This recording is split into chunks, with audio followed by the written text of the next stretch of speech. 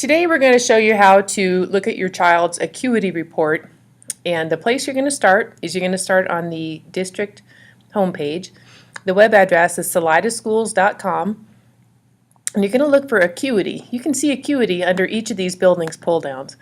You just want to come down here to Acuity, and like I said, it's going to be under elementary school, middle school, and high school. So just click on Acuity. You need to know your students' username and password. If your child doesn't remember those, you can get that information from your child's homeroom teacher, their language arts teacher, or their math teacher.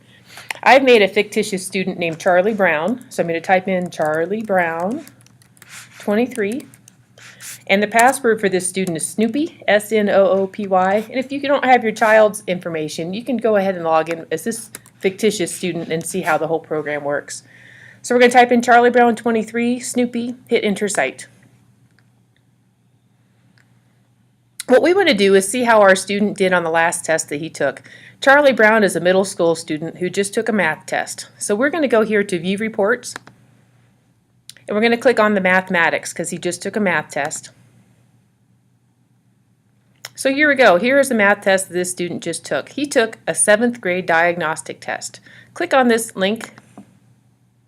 It's going to bring up a report that shows how this student did on his most recent math test. So what we can see is this student got an overall of 60%. They have multiple choice items and constructive response items. Constructive response items are questions that the student answers with a pencil and paper, and the homeroom or the teacher will grade those.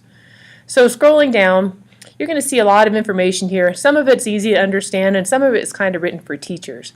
But what you can see here is these are 7th grade math standards that this student was evaluated on. This student did really well on these standards here and did not do well on this standard here. This standard is called Operation and Calculation. And you can see here, if you really like to look at data, there was 1 point possible for this question, and this student did not get any points on this one.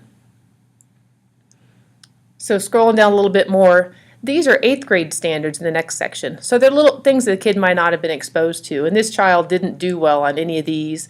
And down here you have 9th grade standards, and even further down you have some 10th grade standards. This is a big category called additional skills. 68% of the questions were on additional skills.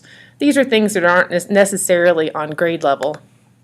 We're going to click that underlined additional skills covered, and it'll show you some more information. So these are the concepts that this student was evaluated on. And again, you can see over here how many points the student got out of how many were possible. So he did miss this one about determine that a pair of ratios form a proportion. So again, there's a lot of data here that may or may not be easy to understand.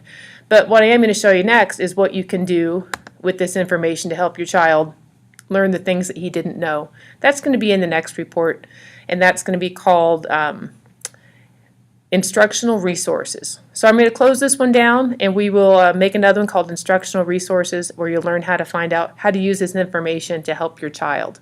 Thank you.